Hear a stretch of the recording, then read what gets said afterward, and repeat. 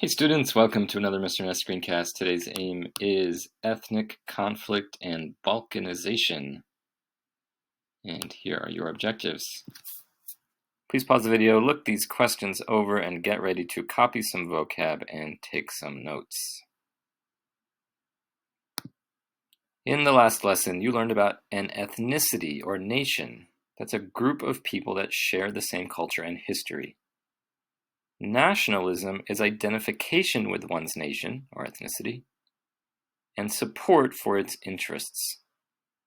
Nationalism is a belief. It's a way of thinking that encourages someone to see themselves as a member of a nation and to work together with members of that nation to support each other. Nationalism can sometimes be accompanied by ethnocentrism, the belief in the superiority of one's nation.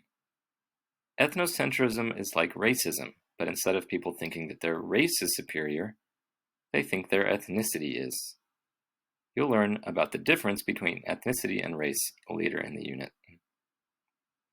Today, you're going to look at how nationalism can affect the ability of people living in a state or country to get along with each other and remain unified.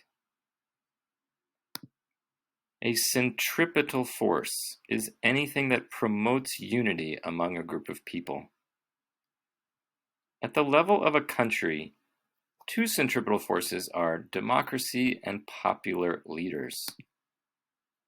Democracy can promote unity because when different groups are able to vote for their leaders and influence government decisions, they are more likely to accept their government as legitimate.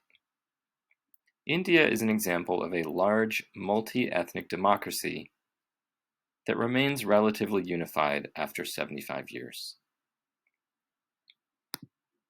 Another example of a centripetal force is a popular leader. Some leaders are able to command respect from a diverse population, creating unity within their country. A good example is Marshal Tito, the leader of a socialist country called Yugoslavia. I'll come back to him in a moment.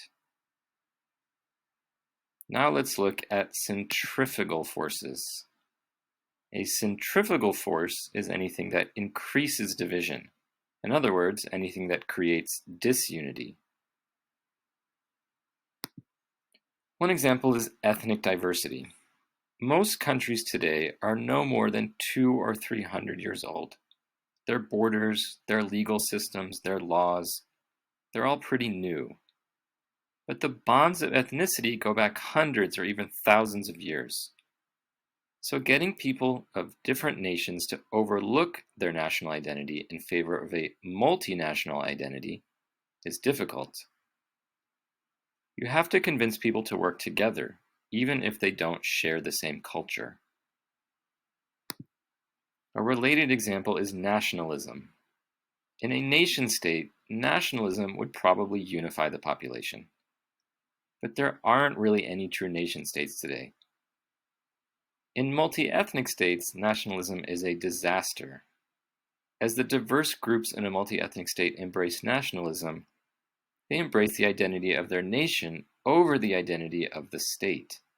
They stop seeing each other as countrymen and instead see each other as enemies.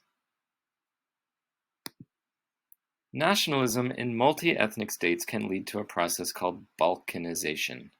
Balkanization. That's the division of a multi-ethnic state into smaller, ethnically homogeneous countries. In other words, a larger multi-ethnic country breaks down into several smaller countries, with each one made up of just one ethnicity. Balkanization represents the failure of different nations in a multi-ethnic state to get along with each other. Balkanization is usually accompanied by violence or war, and sometimes it involves ethnic cleansing.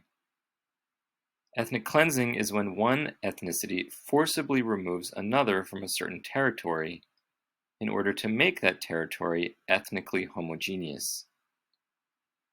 Ethnic cleansing has happened many times in history, including in Germany in the 1930s, Rwanda in the 1990s, Yugoslavia in the 1990s, and Myanmar in the present day. But only one of these examples of ethnic cleansing also involved Balkanization, and that was the example of Yugoslavia. Let me tell you now about this country. Yugoslavia doesn't exist anymore. It was a country created in 1918, right after World War I, and it collapsed in a civil war in the 1990s. Yugoslavia is in southern Europe, on a peninsula called the Balkan Peninsula. We refer to this whole area as the Balkans. Besides Yugoslavia, some other countries in the Balkans are Albania, Greece, and Bulgaria. Yugoslavia was a multi-ethnic country, and if you look at this map, you can see that it was divided into 6 different autonomous regions, kind of like how the US is divided into 50 states. In Yugoslavia, each region was composed of one or more ethnic groups. Here's Marshal Tito again, the leader of Yugoslavia. Tito ruled Yugoslavia when it was a socialist country, and he encouraged the different ethnic groups in his country to overlook their cultural differences and embrace the bonds of the proletariat. It didn't matter what their cultural traditions were, because now they were all workers, helping to build the dream of socialism. Tito was extremely popular, and his message helped keep Yugoslavia united throughout the Cold War. But that changed after Tito died and the Cold War ended in 1990.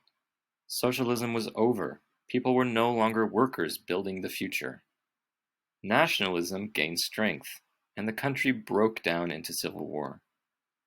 After a decade of fighting, Yugoslavia ceased to exist. It was replaced by 7 new countries, each one more or less representing a single ethnic group. And this is what Balkanization looks like. Now it's time to review the objectives. If you don't know the answer to any of them, rewind the video and look again. See you in class.